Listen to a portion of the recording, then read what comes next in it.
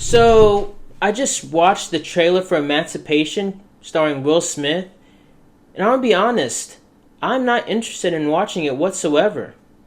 To tell the truth, I'm really not interested in any type of slavery movie. It feels like those are made like every 2 years. And it makes me question like the actual objective of like these Hollywood producers.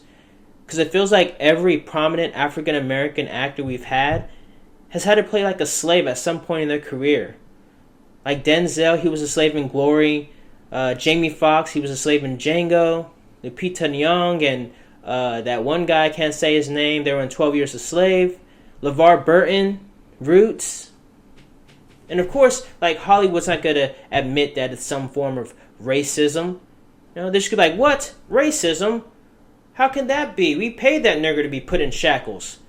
They were nominated for an Academy Award for all those lashes they had to take. It can't be racism. But you have to pay attention to the psychological nuances in these films.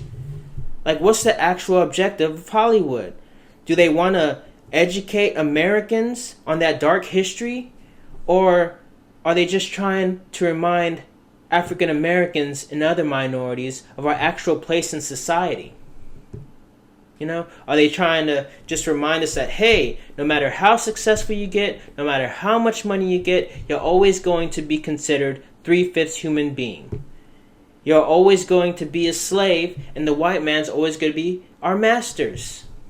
And it isn't like that. We need to get rid of this slave mentality. If they really want to educate people on that part of our history, then that should be taught in schools by people that are actually qualified to educate on those subjects, to be put in a correct context, not put in a 2.5-hour film showing a black man being put in shackles, showing one of our black women being whipped and raped. We don't need a 2.5-hour film for that. That is not the context that it should be put into. It should be taught, but not in that fashion, because what it's showing is putting it in our minds that, look, you were slaves. This is your place. It may not be in that sort of fashion, but we still have that control over you.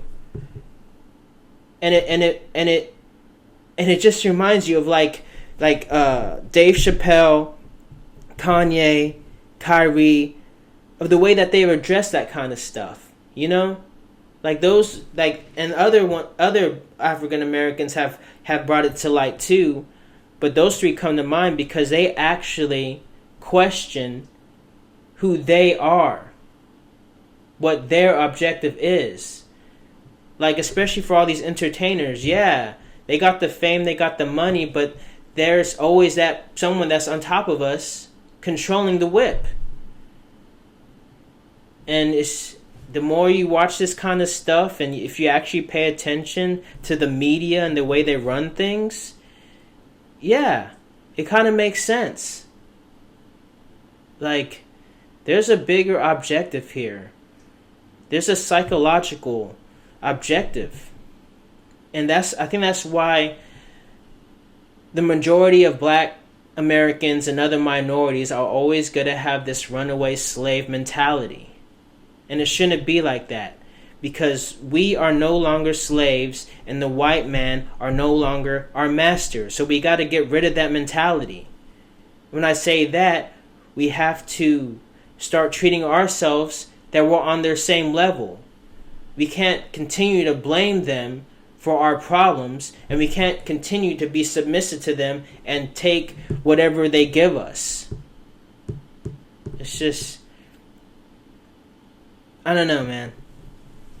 But I'm really starting to see what like Dave Chappelle and Kyrie and Kanye, I see what they're trying to say. They say it all in different ways, and it rubs people in different ways, and it's put in a different context. It's all about context.